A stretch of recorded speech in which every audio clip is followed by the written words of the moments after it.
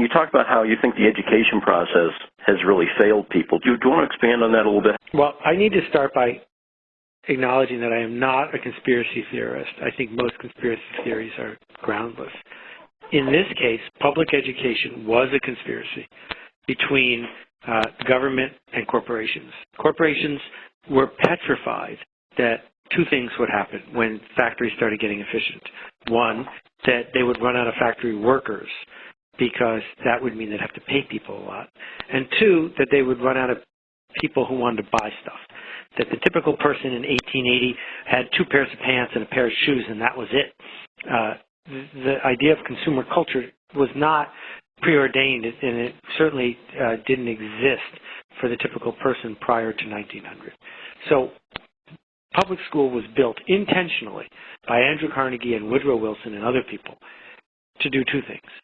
Train people to become compliant factory workers, sit in straight rows, do what they're told, follow instructions, and 2, teach kids that the best way to fit in and feel good was to buy stuff. And it's done a great job at both those things. And we're still doing it, and they still do it in Japan, and they still do it in a lot of other countries. They churn out people who await instructions, who can fill in with a number 2 pencil the circles in perfect ovals.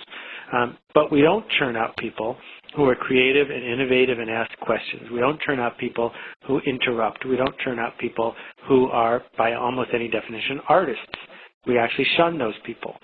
Well, we built an economy where there's a surplus of factory workers, where people in Detroit are unemployed and unhappy about it, and where there's a shortage of people who are willing to stand up and do something interesting and unique.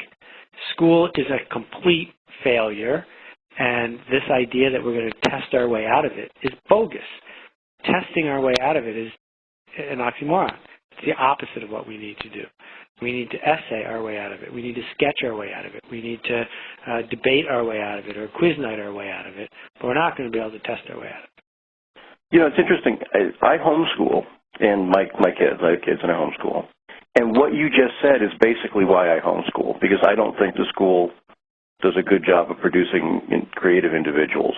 That's sort of the way I put it. Yeah, I think that, your kids are really lucky to have you. I think that it wouldn't take very many passionate parents to start schools down the right path. I have pushed the public school where my kids go pretty hard. I've produced musicals there and gotten involved in classes and supported the outlier teachers to the point where it's a safer place for them to push kids to do stuff that's edgy. I've also, and I intend to do this on a larger level, worked hard to educate parents and kids that college is an even bigger scam than public school, and the application process to college is a joke.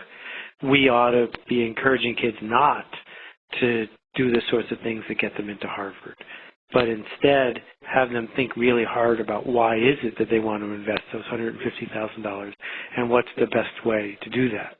Because the whole paranoia that sets in among middle-class and upper-middle-class parents when kids hit high school is one of the things that keeps our public schools churning out automatons.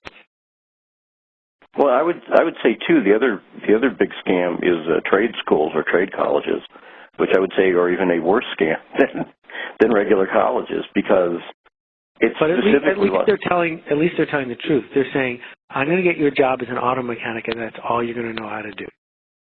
So there's no confusion there. One of the studies that I'm fond of showed that people who got into Harvard and didn't go ended up being as successful by any measure, happiness or money, as people who got into Harvard and did go. And once you look at a piece of data like that, it's really hard to figure out why they're pretending they're onto something, because they're not.